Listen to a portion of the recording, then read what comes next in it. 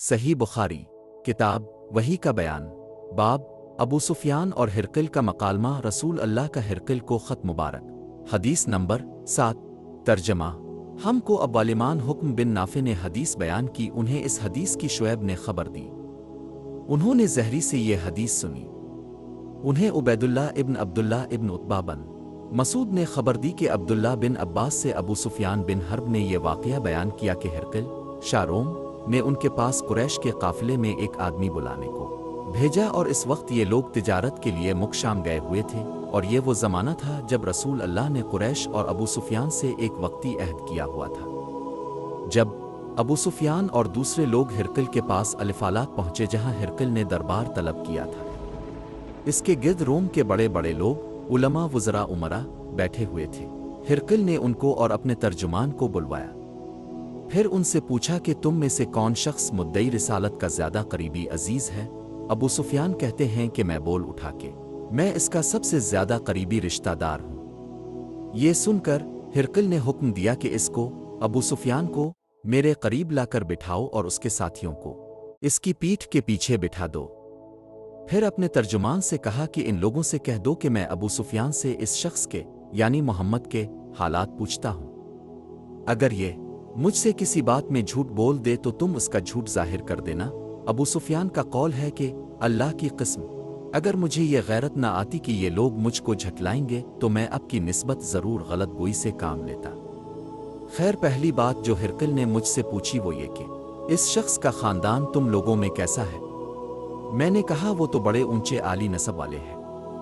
कहने लगा इससे पहले भी किसी ने तुम लोगों में ऐसी बात कही थी। मैंने कहा नहीं। कहने लगा अच्छा, उसके बड़ों में कोई बादशाह हुआ है। मैंने कहा नहीं। फिर इसने कहा बड़े लोगों ने इसकी पैरवी इख्तियार की है या कमज़ोरों ने। मैंने कहा नहीं, कमज़ोरों ने। फिर कहने लगा इसके ताबदार रोज़ बढ़ते जाते हैं या कोई साथी फिर भी जाता है। मैंने कहा नहीं। कहने लगा कि क्या आपने इस दावाई नबुवत से पहले कभी किसी भी मौके पर इसने झूठ बोला है। मैंने कहा नहीं। और अब हमारी इससे सुलह की एक मुकर्ररा मुद्दत ठहरी हुई है, मालूम नहीं वो इसमें क्या करने वाला है। अबू सुफियान कहते हैं मैं इस बात के सवा और कोई झूठ इस गुफ्तगू में शामिल न कर सका। हिरकिल ने कहा क्या तुम्हारी इससे कभी लड़ाई भी होती है। हमने कहा कि हाँ। बोला फिर तुम्हारी और उसकी जंग का क्या हाल होता है। मैंने कहा लड़ाई डोल की तरह है, कभी वो हमसे मैदान जंग जीत लेते हैं और कभी हम उनसे जीत लेते हैं। हिरकिल ने पूछा वो तुम्हें किस बात का हुक्म देता है। मैंने कहा वो कहता है कि सिर्फ एक अल्लाह ही की इबादत करो, इसका किसी को शरीक ना बनाओ, और अपने बाप दादा की शिर्क की बातें छोड़ दो, और हमें नमाज पढ़ने, सच बोलने, परहेज़गारी और सिला रहमी का हुक्म देता है। ये सब सुनकर फिर हिरकिल ने अपने तर्जुमान से कहा कि अबू सुफियान से कह दे कि मैंने तुमसे इसका नसब पूछा तो तुमने कहा कि वो हम में आली नसब है, और पैगंबर अपनी कौम में आली नसब ही भेजे जाया करते हैं। मैंने तुमसे पूछा कि दावा नबुवत की ये बात तुम्हारे अंदर इससे पहले किसी और ने भी कही थी, तो तुमने जवाब दिया कि नहीं। तब मैंने अपने दिल में कहा कि अगर ये बात इससे पहले किसी ने कही होती तो मैं समझता कि इस शख्स ने भी इसी बात की तकलीद की है जो पहले कही जा चुकी है। मैंने तुमसे पूछा कि इसके बड़ों में कोई बादशाह भी गुजरा है। तुमने कहा कि नहीं।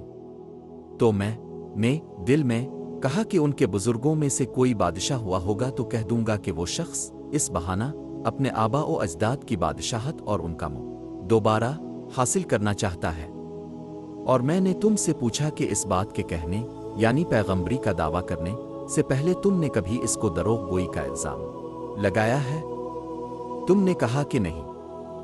तो मैंने समझ लिया कि जो शख्स आदमियों के साथ दरोग गोई से बच्चे वो अल्लाह के बारे में कैसे झूठी बात कह सकता है।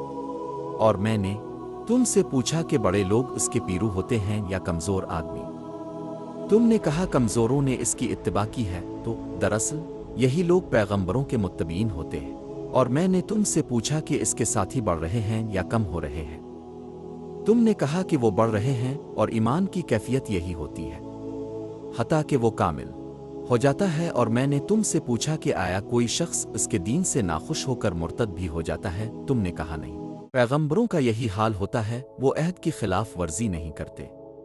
और मैंने तुमसे कहा कि वो तुमसे किस चीज़ के लिए कहते हैं। तुमने कहा कि वो हमें हुक्म देते हैं कि अल्लाह की इबादत करो, इसके साथ किसी को शरीक ना ठहराओ, और तुम्हें बुतों की प्रस्तिश से रोकते हैं। सच बोलने और परहेजगारी का हुक्म देते हैं। लिहाजा अगर ये बातें जो तुम कह रहे हो सच हैं, तो अनकरीब वो इस जगह का मालिक हो जाएगा कि जहां मेरे ये दोनों पांव हैं।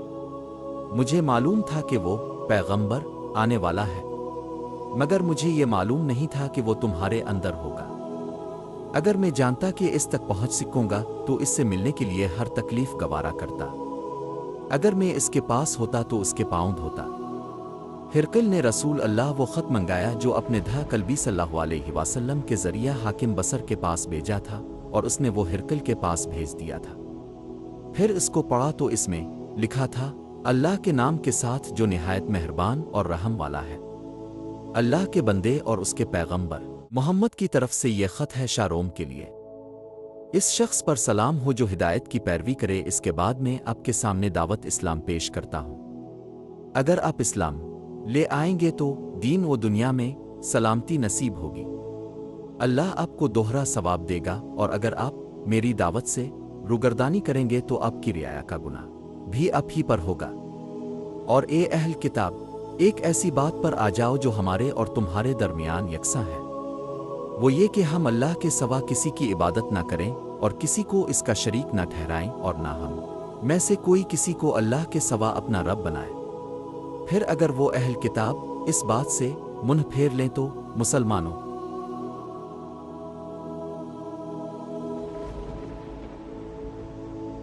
तुम उनसे कह दो कि तुम मानो आना मानो, हम तो एक अल्लाह के इताअत गुजार हैं। अबू सुफियान कहते हैं, जब हिरकिल ने जो कुछ कहना था कह दिया और ख़त पढ़कर फारिग हुआ तो उसके इर्द गिर्द बहुत शोर और गोगा हुआ, बहुत सी आवाज़ें उठीं और हमें बाहर निकाल दिया गया। तब मैंने अपने साथियों से कहा कि अबू कब्शा के बेटे नबी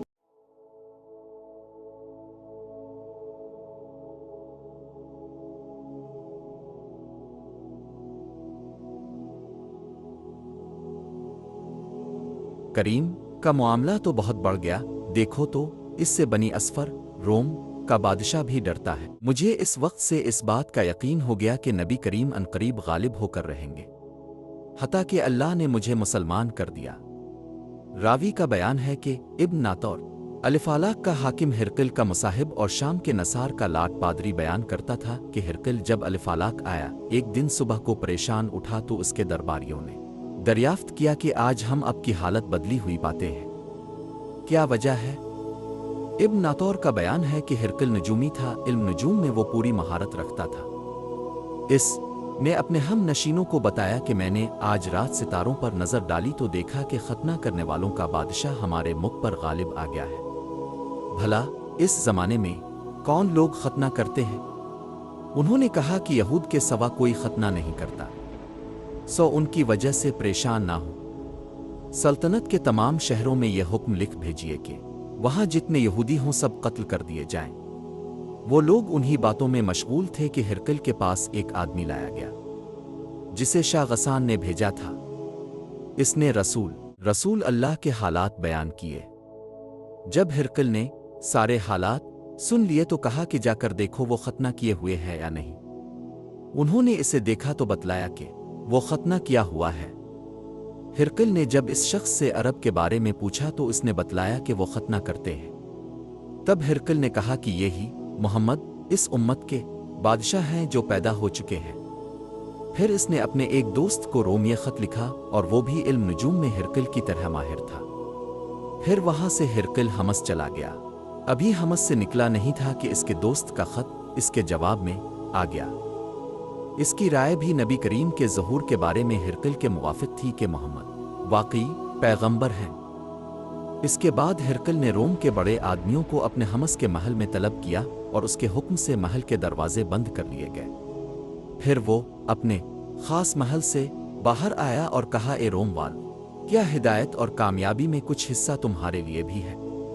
अगर तुम अपनी सल्तनत की बका चाहते हो तो फिर इस नबी की बैत कर लो और मुसलमान हो जाओ। ये सुनना था कि